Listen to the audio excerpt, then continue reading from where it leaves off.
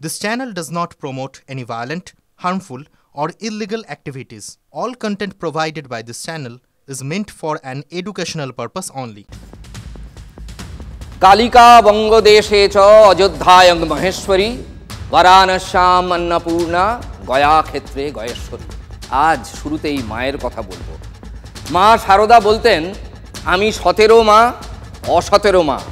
হ্যাঁ, সাক্ষাৎ জগজ্জননীর কথা বলছি, কারণ বলার প্রয়োজন পড়েছে। আর টাকা খাইয়ে অসাধু প্রমোটার চক্র মা শারদার স্মৃতি বিজড়িত বাড়ি সেটা দখল করে নিয়েছিল। তবে শেষ রক্ষা হয়নি। মা শারদার পায়ের ধুলো পড়েছে এই বাড়িতে। শেষ রক্ষা হয়? অসতেরা পারে? মা শারদার দান করা বাড়ি দখলের চেষ্টা আটকে দিল কলকাতা হাইকোর্ট। প্রমোটারের হাত থেকে উদ্ধার মা শারদার ওই বাড়ি। 1 মাসের মধ্যে বেআইনি নির্মাণ ভাঙার নির্দেশ দিয়েছে কলকাতা হাইকোর্ট। আপনাদের মনে হতেই পারে যে মা শারদার কোন বাড়ি? বাগবাজারে মা শারদার যেটা মূল বাড়ি, যেটাকে আমরা মায়ের বাড়ি বলে জানি, সেটা কিন্তু সুরক্ষিত। সেটার কথা বলছি না।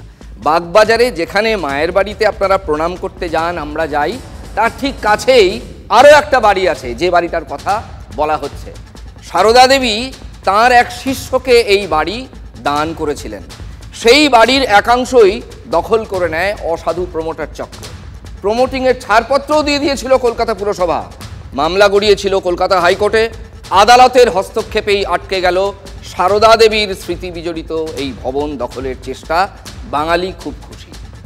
29 এই বাড়ির সামনে আমরা যেখানে দাঁড়িয়ে রয়েছি, সেখানে এটুকুনি স্পষ্ট যে অনেক কিছু চিহ্ন যেটা সারদা মায়ের স্মৃতি বিজড়িত ছিল সেটা নষ্ট করে ফেলা হয়েছে ইতিমধ্যেই। বাড়ির বাসিন্দারা প্রশ্ন তুলছেন, যাবতীয় জিনিসপত্র যে নষ্ট হয়ে গিয়েছে তার দায় শেষ পর্যন্ত কে নেবে? এই কষ্টের মানে সত্যি করে বলতে গেলে এটা কষ্ট বলা যায় না, এটা একটা না ইমোশন। এই জায়গাটা ইমোশন, মানে ইমোশনকে মারলে কষ্ট হয় না, তখন সর্বশেষের দিকে যায়। পুরসভা রিপোর্ট দিয়েছিল যে এটা আনঅথরাইজড কনস্ট্রাকশন এবং স্টপ পেমেন্ট করে ওটা এখন অবধি ওইভাবেই ছিল। আমরা চাইছি ওটা ভেঙে দেওয়া হোক। 30 দিনের মধ্যে, আজ থেকে অর্ডারটা কমিউনিকেট করার পরে 30 দিনের মধ্যে ওটা ভেঙে দিতে হবে। আদালতের হস্তক্ষেপেই বাঁচল মা শারদার স্মৃতি বিজড়িত এই বাড়ি। বলতে গেলে এটা হেরিটেজ জায়গা। আর দেখুন, যেটা মায়ের জায়গা কেউ ধূপ করে কোনো কিছু কেউ করতে পারে না, সেটা তো নিশ্চয়ই স্বস্তি বলে একটা বিশাল ইঙ্গিত। আমাদের সবার বাড়িতে খুব একটা ভালো সিচুয়েশন এখন। আমরা এই ভাঙা দেয়ালের এক অংশ জুড়ে একটু ডাক বাক্সের যে একটা চিহ্ন সেটা দেখতে পাচ্ছি। পাশেই ফলক ছিল এখানে। বাড়ির যারা এখনও সদস্য রয়েছেন তারা সেমনটাই দাবি করেছেন। সময়ের সাথে সাথে সেগুলিকে খুলে নেওয়া হয়েছে। এখন প্রশ্ন হলো যে নিশ্চিতভাবে আপাতত এই বাড়ি ভাঙা বন্ধের অর্ডার দেওয়া হলেও যে হেরিটেজের চিহ্নগুলি নষ্ট হয়ে গেল তার দায় কে নেবে? সত্যি তো, এমন হেরিটেজের চিহ্ন নষ্ট হয়ে গেল এই কলকাতা শহরে। আবার মায়ের তো ওই এলাকায় সব থেকে বেশি চলাফেরা ছিল। কলকাতা পুরসভার মেয়র পরিষদ তিনি কি বলছেন? কোনো মহামান্য উচ্চ আদালত যদি কিছু রায় দেয় আমরা সেটা নিশ্চয়ই মানব, কিন্তু আমাদের কাছে যা ডকুমেন্টস আছে এর বাইরে তো আমরা কিছু জোগাড় করতে পারবো না। আমরা বিভিন্ন ঐতিহাসিকদের সাথে কথা বলেছি, বিভিন্ন যারা হিস্ট্রিয়ান আছে বা যারা আমাদের হেরিটেজ নিয়ে কাজ করে, রিসার্চ করে, তাদের সাথে কথা বলেছি। তাদের কাছেও যদি কোনো ডকুমেন্টস থাকে সাপোর্টিং, সেগুলো আমরা বলেছি আমাদের সাথে একটু সহযোগিতা করুন। বাগবাজারে মায়ের বাড়ির এলাকা ঢেলে সাজানো হচ্ছে। সৌন্দর্যায়নের দ্বিতীয় ধাপে বস্তিবাসীদের জন্য বাংলার বাড়ি প্রকল্পের আওতায় তৈরি করে দেওয়া হচ্ছে ফ্ল্যাট। অথচ মায়ের মূল বাড়ির একটু দূরে এই বাড়িটার কথা পুরসভা ভুলে গেল, নজর এড়িয়ে গেল কলকাতা পুরসভার। উল্টে প্রমোটার নির্মাণের ছাড়পত্রও পেয়ে গেল। আমরা প্রথমেই যখন মায়ের বাড়ি শুরু করি আমি নিজেই বলেছিলাম, মানে শ্রী মায়ের আশীর্বাদ নিয়ে বাংলার বাড়ি কাজের সূচনা হলো এবং এত ভালো কাজ ওটা হচ্ছে, ওখানকার মানুষজন খুব খুশি। তৃণমূল কংগ্রেসের কোনো নেতারা আমাদের মাননীয় মুখ্যমন্ত্রীকে মা শারদার সাথে তুলনা করে নিজেদেরকে রেটিং বাড়ান। সংখ্যাগত সমৃদ্ধির হিসেব নিয়ে দেখা যাচ্ছে সংখ্যা তত্ত্বে যে সারদা মায়ের মৃত্যুর পরে মমতা বন্দ্যোপাধ্যায়ের জন্মের সময়টা হচ্ছে সেই অঙ্কটা মিলিয়ে দিচ্ছে।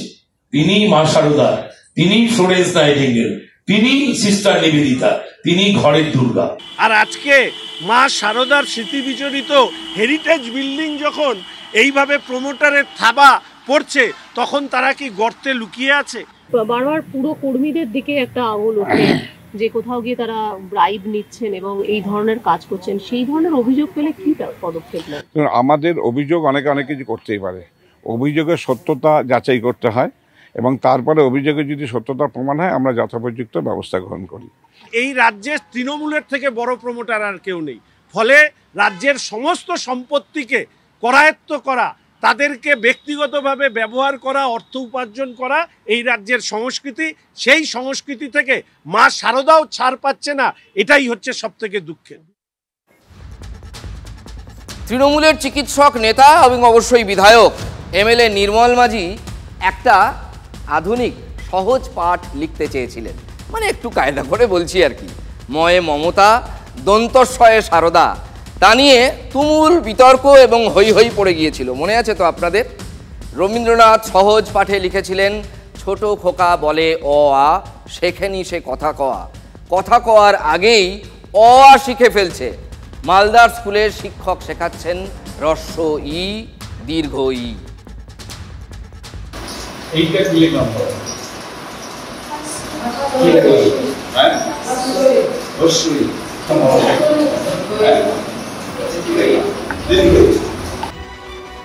শিক্ষক বোর্ডে পড়াচ্ছেন, মাস্টার মশাই বোর্ডে লিখে শেখাচ্ছেন হ্রস্ব ই, দীর্ঘ ই।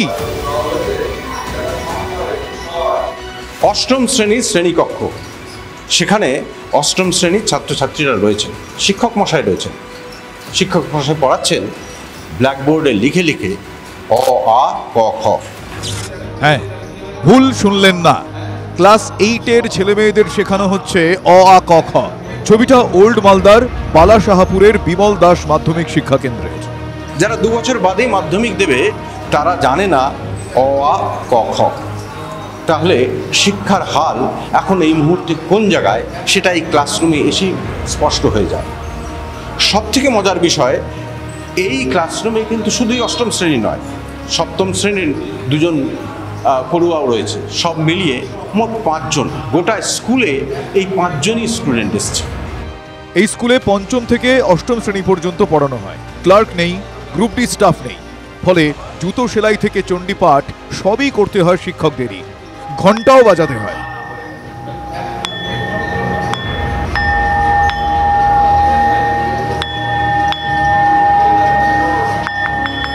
স্কুল ছুটির ঘন্টা বাজলো নাকি শিক্ষার মৃত্যু ঘন্টা?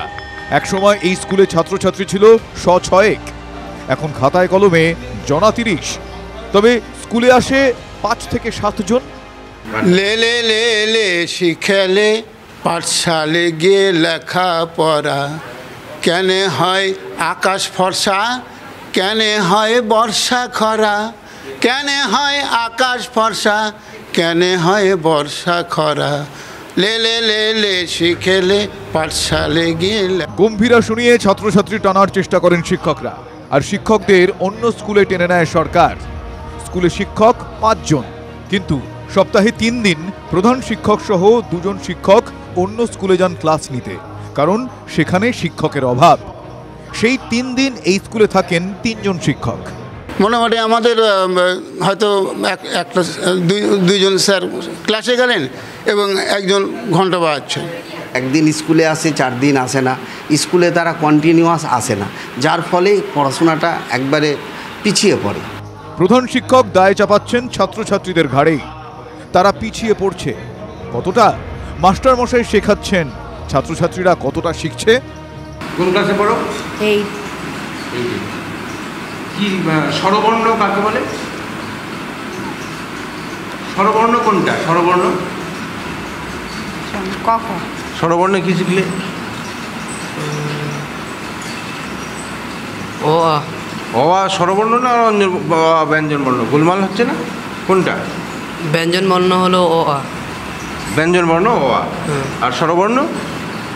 স্বরবর্ণ গোলমাল হচ্ছে তো, কোনটা হবে? স্বরবর্ণ কোনটা?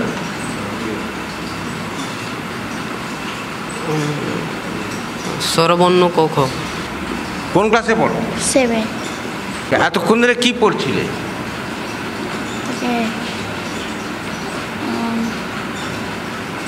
অ আ, হ্যাঁ, অ আ ক খ কোন ক্লাসে পড়েছো? 1 2। আর এখন 7 এসে আবার পড়ছো?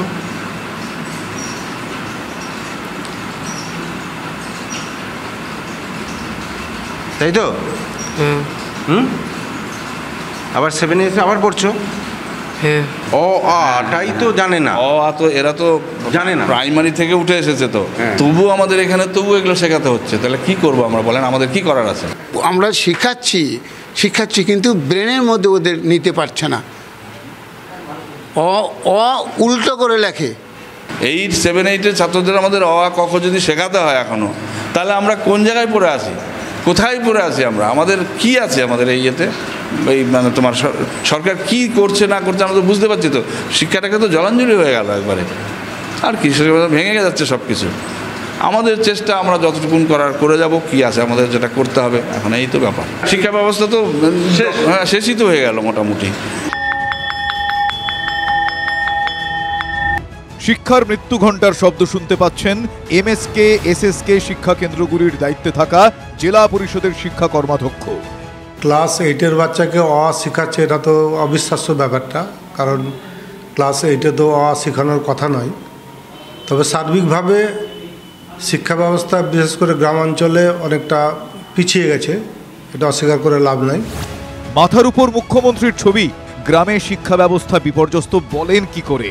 তাই সামলে নিতে অভিভাবকদের লোভকেই দায়ী করলেন। কিছু পাওয়ার জন্য স্কুলে যাচ্ছে, তারা পড়ার ইচ্ছা ওদের নেই, তার গার্জেনদেরও ইচ্ছা নেই যে আমার ছেলে মেয়ে পড়ে মানুষ হোক, এটা ইচ্ছা ওদের নেই আমার মনে হচ্ছে। যেটা শুধু স্কুলে যে সুবিধাটা মমতা বন্দ্যোপাধ্যায় দিচ্ছেন সেটা গ্রহণ করার জন্যই ওরা যাচ্ছে। স্কুলের সুবিধা বলতে বইপত্র পাচ্ছে, স্টাইপেন্ড পাচ্ছে, খাবার পাচ্ছে, হ্যাঁ, দুপুরবেলার, সেটার জন্য যাচ্ছে। অভাবের জন্য হয়তো যাচ্ছে, স্কুলে পাঠাচ্ছে, কিন্তু লেখাপড়াটা তাদের কাছে মুখ্য নয়, এটা গৌণ হয়ে যাচ্ছে।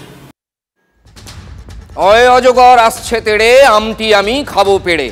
ক্লাস 7-8-এ উঠে যদি অ আ ক খ রস্বই দীর্ঘই শিখতে হয়, তাহলে আর কিছু বলার বাকি থাকে বাংলার শিক্ষা নিয়ে? সত্যি কোনো ভাষা খুঁজে পাচ্ছি না, শুধু ভাবছি শিক্ষাক্ষেত্রে আর কত রকম চমক দেখা আমাদের বাকি।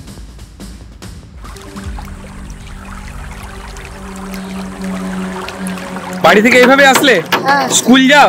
হ্যাঁ। এখন কি বন্যার সময় বন্যার জন্য স্কুল যেতে পারছো না? কতদিন স্কুল যেতে পারছো না? ওই তো 1 মাসের মতন। স্কুল খোলা আছে কিন্তু যেতে পারোনি।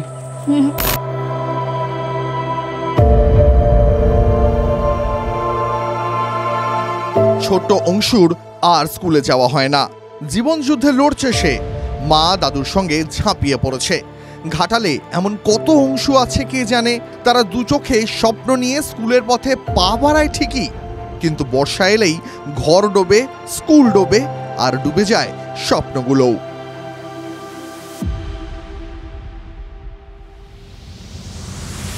ডোঙাই করে কোথায় যাচ্ছ ছাগল টাগল নিয়ে? ওই তো ছাগল চড়াতে। ছাগল চড়াতে যাচ্ছ? ওই তো আমার দাদু ছাগল চড়াবে, আমি ডোঙা নিয়ে আর কি চলে যাব। মানে বন্যা না থাকলে স্কুলে যেতে? হ্যাঁ।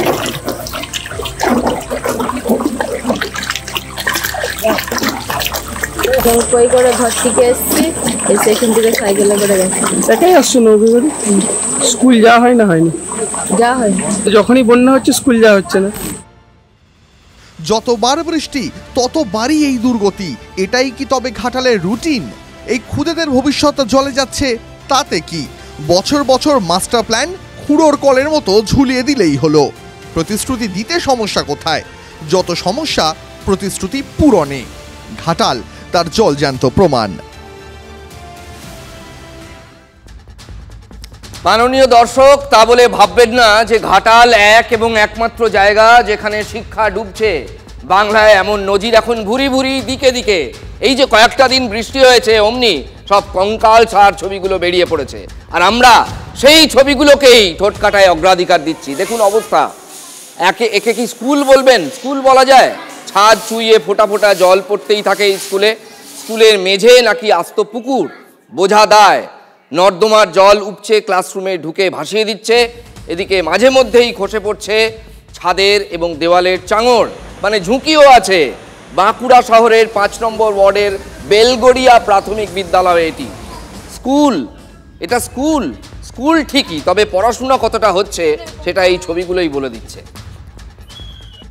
শরীর খারাপ তো আপনার লেগেই থাকে, মারা খালি আমাকে এসে বলবে না বাচ্চা পাঠাবো না, এরকমের জলে ভর্তি, কোথায় বসাবেন আপনারা ব্যবস্থা করুন। ছাদের চাঙড় ছেড়ে পড়ছে, চাঁদ চুইয়ে জল পড়ছে, মেঝেতে জলে পরিপূর্ণ। আমার বেঞ্চ এখানে নেই, সরকারিভাবে সাহায্য যে কটি আছে সেটি উপরে ক্লাসে দেওয়া আছে, বাকি আর কোনো বেঞ্চ না থাকার কারণে ওরা মেঝেতে বসে ক্লাস করে। এই রুমের মধ্যে বাচ্চাদের ক্লাস হয়, এখানে আবার বসিয়ে খাওয়াতে হয় মিড ডে মিলের খাবার। কোনো নেতার ছেলে মেয়ে এইসব স্কুলে কিন্তু পড়ে না, সে ব্যাপারে তারা খুব বুদ্ধিমান। এই স্কুলে প্রাক প্রাথমিক থেকে 5ম শ্রেণী পর্যন্ত পড়ুয়ার সংখ্যা কত জানেন? 95 জন। স্কুলে 6টি মাত্র ক্লাসরুম, কোনো রকমে ঠাসাঠাসি করে গাদাগাদি করে পড়ুয়াদের বসিয়ে ক্লাস করানো হয়। তার উপর আবার একটা ICDS সেন্টার চলে। এবার ভেবে দেখুন, সেখানে বৃষ্টি হলেই যদি এমন দুরবস্থা হয়, কেউ যাবে স্কুলে? পড়াশোনা হয় এরপরও? সমস্যাগুলো কিন্তু সবাই জানেন, জনপ্রতিনিধি থেকে জেলা স্কুল পরিদর্শক, কিন্তু তাতে লাভটা কোথায়? জল ছবি বদলায় না যে। আমরাও স্যারের সাথে একমত যে অবশ্যই এটা দ্রুত তাড়াতাড়ি বিল্ডিংটা সারানোর ব্যবস্থা করা উচিত, না হলে এটা বিপজ্জনক অবস্থায় আছে। আমরা আরো জানাবো। মাস্টারমশাইরা আমাদের কাছে এসেছিলেন, আমাদের এসআই সাহেবও রিপোর্ট করেছিলেন, কিন্তু হচ্ছে যে যতক্ষণ না টাকা স্যাংশন করবে আমাদের হাতে তো আর টাকা পয়সা নেই। ছোটদের স্কুল দেখাচ্ছি আমরা, একটার পর একটা দুর্যোগ দুর্গতির ছবি চোখের সামনে। আর একটা জলজান্ত উদাহরণ দেখুন, দেখাই। স্কুলটা নেহাত ছোট নয়, দেখে বোঝাই যাচ্ছে সেখানে এমন জল যন্ত্রণা। মুর্শিদাবাদের ডোমকলের গড়াইমারি প্রাথমিক বিদ্যালয় এখন জলের তলায়। পড়ুয়ারা চাইলে বোধহয় সাঁতার কেটেও চলে যেতে পারবে এপারে ওপারে, যেদিকে চোখ যায় শুধুই জল। স্কুলে গেলে শিক্ষা কম, রোগ ব্যাধি বেশি হচ্ছে পড়ুয়াদের। বাচ্চাগুলো আসতে পারছে না জলের মধ্যে, অভিভাবক কোলে করে কেউ নিয়ে আসছে, কেউ ঘাড়ে করে নিয়ে আসছে, হাত ধরে নিয়ে আসছে। আমরা ওখানে কাউকে বড়দেরকে দিয়ে সঙ্গে করে নিয়ে আসাচ্ছি, অনেকে পড়ে যাচ্ছে, কাদা মাখছে, আবার পাঠিয়ে দিচ্ছি বাড়ি। এরকমই সমস্যা হচ্ছে। ছাত্র না আসলে আমরা কি করে পড়াবো? বিডিও সাহেব তার প্রতিনিধি পাঠিয়েছিলেন, বিষয়টা সরজমিনে ওনারা দেখে গেছেন এবং আমাদের স্কুল কর্তৃপক্ষকে আশ্বাসও দিয়েছেন যে সমস্যা কিভাবে সমাধান করা যায়। কতদিনের মধ্যে সেটা ওনারা নির্দিষ্টভাবে কোনো কিছু বলেননি, শুধুমাত্র দেখে গেছেন। ব্রেকিং নিউজ, নতুন মরশুম শুরুর আগেই ধাক্কা ভারতীয় ফুটবলে। ISL আপাতত স্থগিত। ক্লাবগুলিকে চিঠি দিয়ে একথা জানিয়ে দিয়েছেন ISL এর আয়োজকরা। দেশের 1 নম্বর ফুটবল লিগের ভবিষ্যৎ এখন 20 বাঁও জলে। কি হবে এরপর? সদুত্তর নেই কারো কাছে।